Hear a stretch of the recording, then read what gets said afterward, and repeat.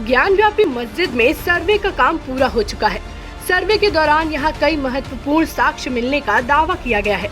मस्जिद के एक कुएं में शिवलिंग मिलने के बाद उसे कोर्ट के आदेश पर सील किया जा रहा है। दूसरी तरफ इस मामले में आज सुप्रीम कोर्ट में सुनवाई होनी है। AIMIM चीफ असुद्दीन ओवैसी उपासना स्थल अधिनियम यानी प्लेसेस ऑफ वर्शिप एक्ट 1991 का हवाला देकर इस ज्ञानव्यापी सर्वे को असंवैधानिक बता रहे हैं। आखिर ये एक्ट क्या है और इसके दायरे में कौन से उपासना स्थल आते हैं, आइए समझते हैं। क्या है प्लेसेस ऑफ वर्शिप एक्ट? इस कानून को 1991 में प्रधानमंत्री PV नरसिम्हा राव की कांग्रेस सरकार के समय बनाया गया था। इस कानून के तहत 15 अगस्त 1947 से पहले मौजूद किसी भी धर्म की उपासना स्थल को किसी दूसरे धर्म के उपासना स्थल में नहीं बदला जा सकता। इस कानून में कहा गया है कि अगर कोई ऐसा करता है तो उसे जेल भेजा जाएगा। कानून के मुताबिक आजादी के समय जो धार्मिक स्थल जैसा था वैसा ही रहेगा। अब क्यों बनाया गया ये कानून? दरअसल 1991 के दौरान राम मंदिर का मुद्दा काफी जोरों पर था। देश में रथ यात्रा निकाली जा रही थी।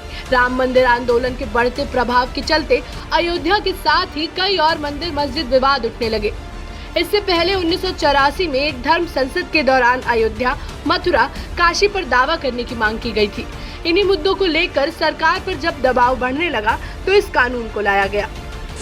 कानून में किन किन बातों का है प्रावधान?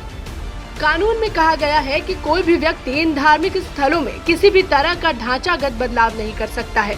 इसका मतलब ना तो इन्हें तोड़ा जा सकता है और ना ही नया निर्माण किया जा सकता है।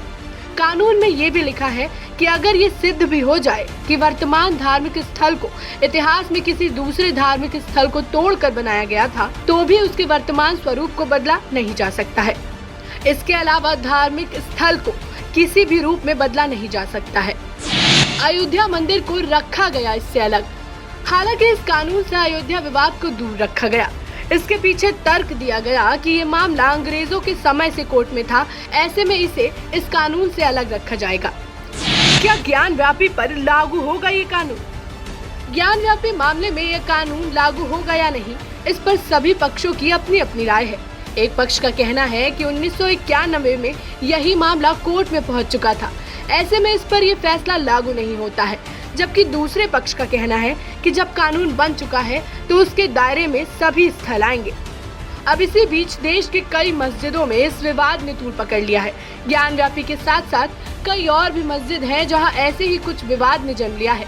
चलिए आपको बताते हैं कहां है विवाद। ज्ञानव्यापी मस्जिद। वाराणसी की ज्ञानव्यापी मस्जिद को लेकर विवाद है कि इसे मंदिर को तोड़कर बनाया गया है। ताजमहल।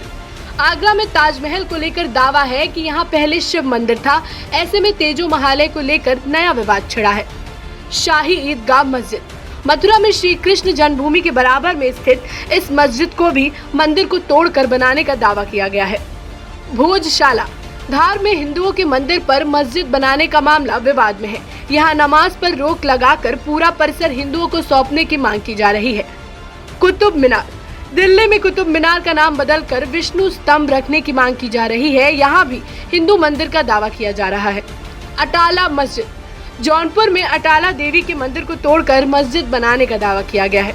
तो देश में जगह जगह मंदिर और मस्जिद को लेकर विवादों की ये स्थिति है। ऐसी ही तमाम जरूरी खबरों के लिए हमारे साथ बने रहे और देखते रहे जनहित टाइम्स।